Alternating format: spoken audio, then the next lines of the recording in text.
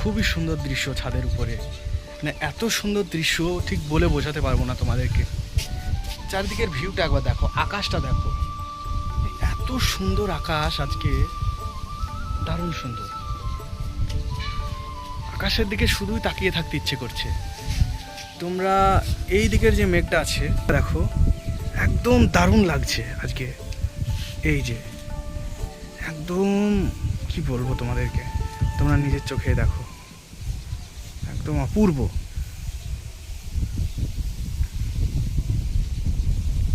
দারুণ লাগছে, দারুণ। সূর্যটা পুরোপুরি ঢেকে গেছে মেঘের আড়ালে, একদম দারুণ দারুণ। ওই একটা পাখি যাচ্ছে দূরে কোথাও, ওই গাছে গিয়ে বসলো পাখিটা, দারুণ লাগছে একদম।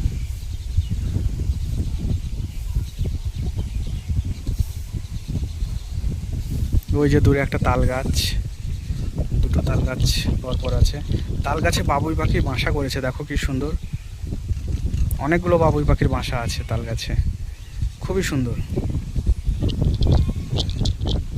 ওই দূরে কয়েকটা বাড়ি দেখা যাচ্ছে, খুব সুন্দর জায়গা।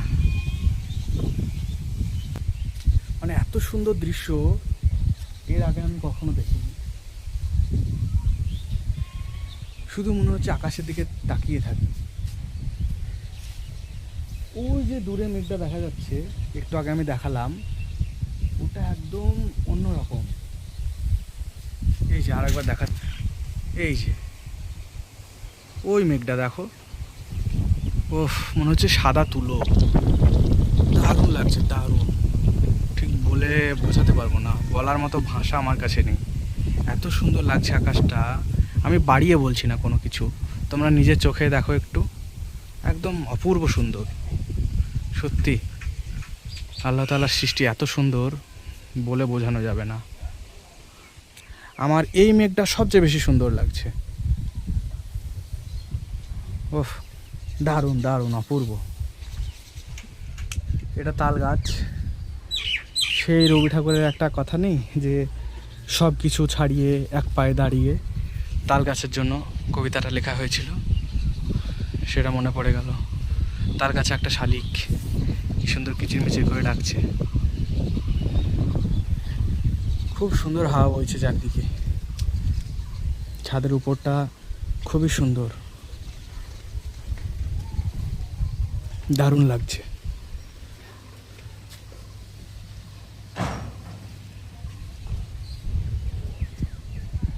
ওই যে ওখানে একটা মসজিদ আছে দেখা যাচ্ছে, মসজিদের মিনারটা দেখা যাচ্ছে, তোমরা আই থিঙ্ক দেখতে পাবে।